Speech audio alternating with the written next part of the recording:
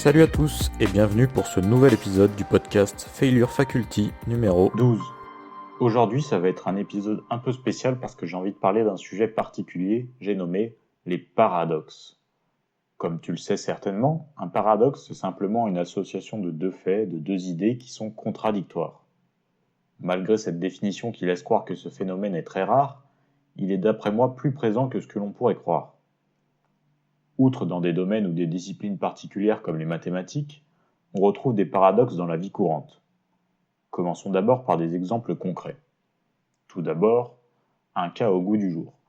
L'environnement est au cœur des débats, avec la chaleur ambiante qui a tendance à augmenter sur la planète. Pour lutter contre les grosses températures, il existe des climatisations qui permettent de refroidir l'air. Et pourtant, les climatisateurs contribuent au réchauffement climatique. Un autre qui m'a provoqué une interrogation récemment suite à une expérience sur moi-même. On dit souvent qu'un des systèmes les mieux faits, c'est celui de la nature, et plus particulièrement celui du corps humain, pour toutes les autorégulations et autres qu'il est capable de faire. Pourtant, quand on y réfléchit, il possède un paradoxe assez conséquent. Il faut manger pour avoir de l'énergie, et dans un même temps, la digestion est la plus grosse source de consommation d'énergie d'une journée type. En d'autres termes, créer de l'énergie est l'activité qui nous coûte le plus d'énergie. Bien entendu, ces exemples sont simplifiés mais permettent tout de même d'avoir un raisonnement presque philosophique qui en découle. Dans la même lignée, certains paradoxes oraux plus imaginatifs nous rappellent des choses intéressantes également, comme le fait que la vérité n'est pas toujours universelle et peut dépendre du point de vue ou d'autres conditions.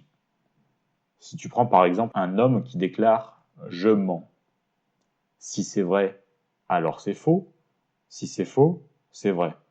Chaque solution entraîne l'opposé et n'est donc pas convenable. Tu peux également te rappeler d'éviter de faire des conclusions trop hâtives avec le paradoxe du fromage à trous. Plus il y a de fromage, plus il y a de trous. Or plus il y a de trous, moins il y a de fromage. Donc plus il y a de fromage, moins il y a de fromage. Il y a également le paradoxe du crocodile qui nous rappelle que l'avenir n'est pas tout tracé et qu'il n'est pas possible de parier dessus avec certitude. Un crocodile s'empare d'un bébé et dit à la mère « Si tu devines ce que je vais faire, je te rends le bébé, sinon je le dévore. » En supposant que le crocodile tienne parole, que devrait selon toi dire la mère pour que le crocodile rende l'enfant à sa mère ? Elle devrait en fait dire « Tu vas le dévorer ». Si le crocodile dévorait l'enfant, la mère alors aurait deviné juste et le crocodile devrait rendre l'enfant. Si le crocodile rendait l'enfant, la mère se serait trompée et le crocodile devrait le dévorer. Dans les deux cas, le crocodile ne peut pas tenir parole et se trouve face à un paradoxe. J'espère ne pas trop avoir provoqué de torsion dans ton esprit. Tu peux me dire si ce genre d'épisode, un peu à part, t'a intéressé et si tu voudrais que je développe un peu le concept. Et toi ?